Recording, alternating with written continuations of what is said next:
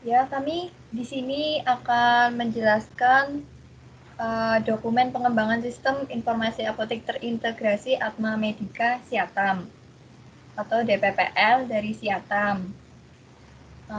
Saya Elizabeth Kalista Maheswari, NPM 9660. Yang pertama yaitu saya akan menjelaskan tentang mulai dari pendahuluan. Dokumen perancangan perangkat lunak ini atau DPPL merupakan dokumen yang berisi informasi yang dibutuhkan oleh pengembang perangkat lunak untuk sistem informasi apotek terintegrasi Atma Medika. Nah, isi dokumen ini rinciannya untuk bagaimana perangkat lunak akan dikembangkan, yaitu meliputi arsitektur perangkat lunak, dekomposisi data, deskripsi antarmuka, dan informasi pendukung lainnya. Kemudian yang 1.1 tujuan penulisan dokumen.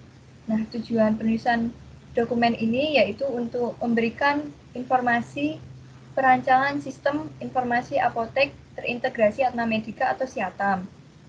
Kemudian sebagai panduan bagi pengembang untuk mengembangkan Siatam ini. Kemudian masuk ke poin 1.2 yaitu ruang lingkup. Pada produk perangkat lunak Siatam ini nantinya akan menggunakan database manajemen sistem MySQL 5.1 dan dilengkapi dengan report generator. Nah, produk ini akan berbasis desktop atau website. Nantinya juga akan melakukan sebuah pengelolaan penjualan obat, pengelolaan data obat, dan pengelolaan pembelian obat. Siatam berfungsi dalam mendukung kegiatan penjualan dan pengadaan yang terjadi di apotek Atma Medika ini dengan mengelola data-data yang ada di dalam apotek.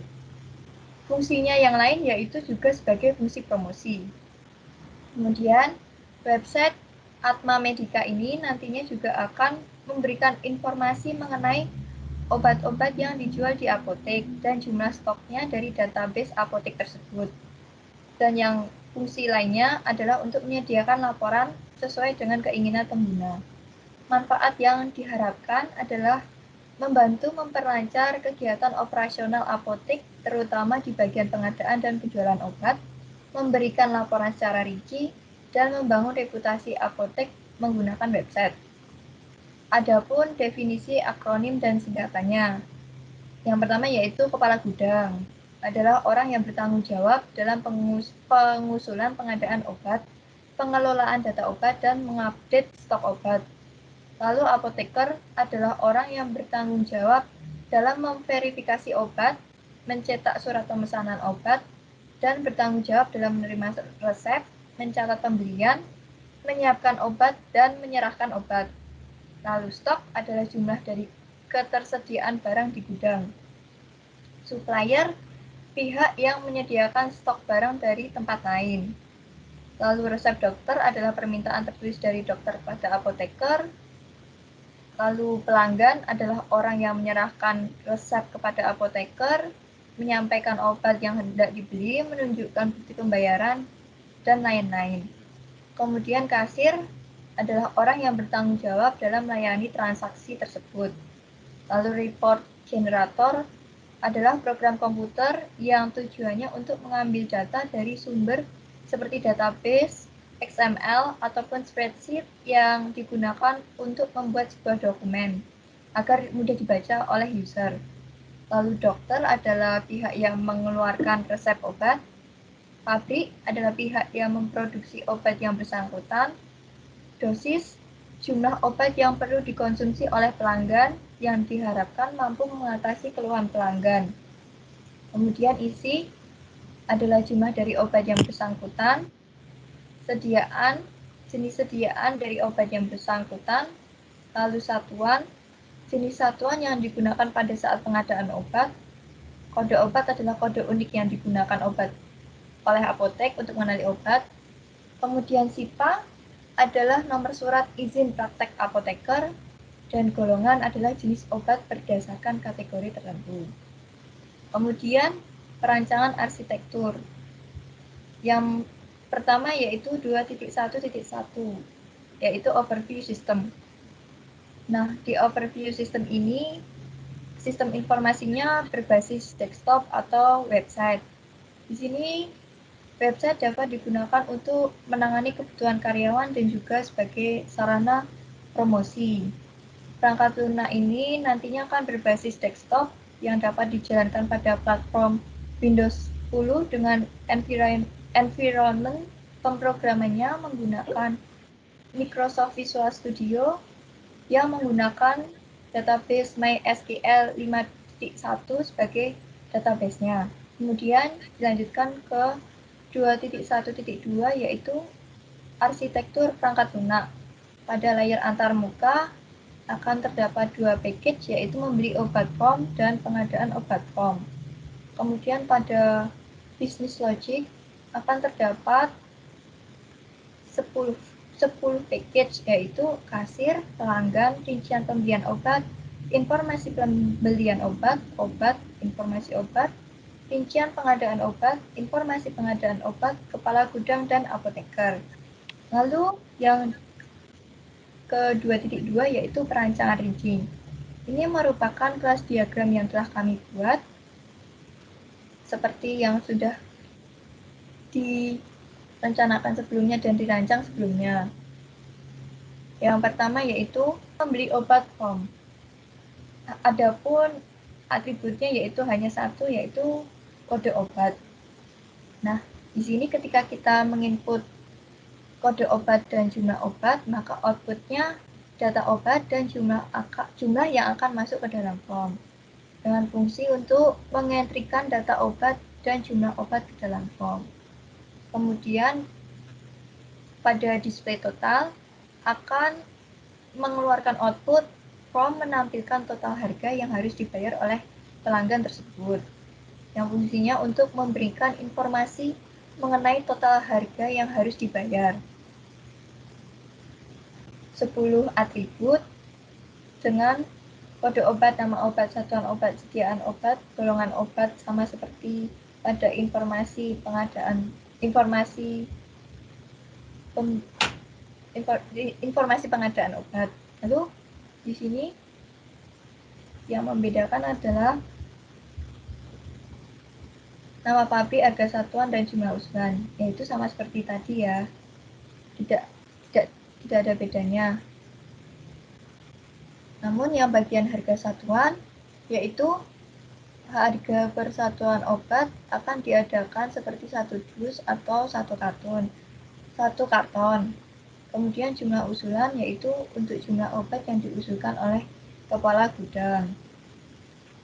Nah, di sini fungsinya pada harga satuan untuk menampilkan harga per satuan yang akan dipesan dan jumlah usulan untuk menampilkan jumlah usulan obat yang dilakukan oleh kepala gudang. Perkenalkan, nama saya Reksi, NPM 8851. Ini saya akan menjelaskan yang 2.4, rancangan antarmuka. Dimulai dari antarmuka yang pembelian obat, kita bisa disuruh input nama pembelinya, terus nomor handphonenya, kode obat, jumlah obatnya. Ntar ada ditampilin di sini. Ini kita deskripsinya memperbolehkan apoteker dalam mencatat pembelian obat yang sesuai dengan pesanan pelanggan. Form ini juga memperbolehkan kasir dalam menghitung total biaya dari obat yang ingin dibeli oleh pelanggan. Inputannya yaitu ada nama pembeli, nomor handphone, kode obat, jumlah obat, dan tanggal. Outputnya menampilkan obat yang dibeli beserta dengan total harga pembelian obat. Ini on tambah yaitu kita bisa menambahkan obat yang ingin dibeli oleh pembeli. Kemudian ada on ubah, kita bisa mengedit data obat yang kita pilih. Kemudian ada hapus, juga bisa menghapus data obat yang kita pilih. Kemudian ada cari, juga bisa kita cari dengan kita bisa cari data obat yang diinginkan. Kemudian, untuk pengadaan termuka pengadaan obat ini akan saya jelaskan. Nama saya Abel Faris Morana dengan NPM 9966. Pada di sini, deskripsi dari antarmuka pengadaan obat adalah memperbolehkan kepala gudang dalam mencatat data-data mengenai obat yang akan dipesan, seperti nama obat dan jumlahnya. Form ini juga memperbolehkan apoteker untuk melihat usulan yang dibuat oleh kepala gudang dan kemudian memberikan keputusan mengenai usulan pengadaan obat. Apoteker juga diperbolehkan mengedit data usulan seperti jumlah obat yang ingin dipesan. Input yang terdapat pada form ini yaitu adalah kode obat, nama obat, dan juga jumlah usulan. Kemudian outputnya adalah menampilkan rincian obat yang akan diusulkan untuk dilakukan pengadaan. Outputnya bisa dilihat pada layar sebelah kanan, di mana di sini adalah terdapat output dan sebelah kiri adalah untuk menginputkan data. Lalu algoritmanya, di sini terdapat on-add. Yang pertama adalah membacakan data dari seluruh input yang sudah dimasukkan, kemudian akan dilakukan validasi data input. Yang ketiga, jika ada data tidak valid, maka akan menampilkan peringatan, yaitu ada data tidak valid. Jika terjadi hal seperti ini, maka akan kembali ke langkah 1. Kemudian yang keempat adalah menampilkan data dan total harga pengadaan obat. Di sini akan ditampilkan pada layer output. Kemudian ada confirm. Confirm ini pertama akan membaca lagi data hasil input, kemudian melakukan validasi data input, lalu menampilkan peringatan apabila belum melakukan inputan data. Jika terjadi, maka akan kembali kepada langkah pertama. Kemudian keempat, menambah data pengadaan obat dengan valid. Lalu yang kelima adalah sisipkan data yang valid ke dalam basis data. Kemudian ada on cancel, di mana akan membatalkan program dan keluar dari pengisian form pengadaan obat. Selanjutnya ini antarmuka kelola data obat, ini mockupnya. Kemudian antarmuka ini tambah data obat mungkin administrator untuk melakukan tambah, ubah, hapus, cari, tampil data obat yang tercatat dalam sistem informasi. Antarmuka ini berisi beberapa data input dan tombol eksekusi yang terkait dengan kelola data obat. Inputannya ada kode obat, nama obat, satuan, sediaan, golongan, pabrik, harga, stok minimal, dan tanggal kadaluarsa. Outputnya tidak ada. Kemudian ada algoritmanya, yaitu yang on tambah. Pertama, baca data seluruh input, kemudian lakukan validasi data input. 3, jika ada data tidak valid, tampilkan peringatan. Ada data tidak valid, kembali ke langkah 1. Keempat, sisipkan data-data valid ke dalam basis data pada tabel obat. 5, menampilkan pesan data obat berhasil dimasukkan. 6, menampilkan data-data obat beserta data obat yang baru ditambahkan ke data grid. Kemudian ada on ubah. Yang 1, baca data seluruh input. 2, lakukan validasi data input. 3, jika ada data tidak valid, tampilkan peringatan. Jika data tidak valid, kembali ke langkah 1. 4, mengubah data pembelian obat yang diinginkan dengan valid. Sisipkan data-data valid ke dalam basis data pada data obat. Menampilkan data total harga. Ke-6, menampilkan data total harga pembelian obat. Kemudian ada juga algoritma on hapus, yaitu pertama, baca data seluruh input. 2, lakukan validasi data input. 3, jika ada data tidak valid, tampilkan peringatan. Ada data tidak valid dan kembali ke langkah 1. 4, menghapus data pembelian obat yang diinginkan. 5, sisipkan data-data valid ke dalam basis data pada tabel obat. Dan 6, menampilkan data total harga pembelian obat. Ada algoritma on data grid data obat, yaitu pertama, baca data seluruh input, lakukan validasi data input. Jika ada data tidak valid, tampilkan peringatan. Ada data tidak valid, kembali ke langkah 1. 4, sisipkan data-data valid ke dalam basis data pada tabel obat. 5, menampilkan pesan data obat berhasil dimasukkan. 6, menampilkan data-data obat beserta data obat baru ditambahkan ke data grid. Ada algoritma on press cari yang search itu. Pertama, baca data seluruh input. 2, lakukan validasi data input. 3, jika ada data tidak valid, tampilkan peringatan. Ada data tidak valid, kembali ke langkah 1. 4, mencari data pembelian obat yang diinginkan. 5, sisipkan data-data valid ke dalam basis data pada tabel obat. Dan menampilkan data total harga pembelian obat.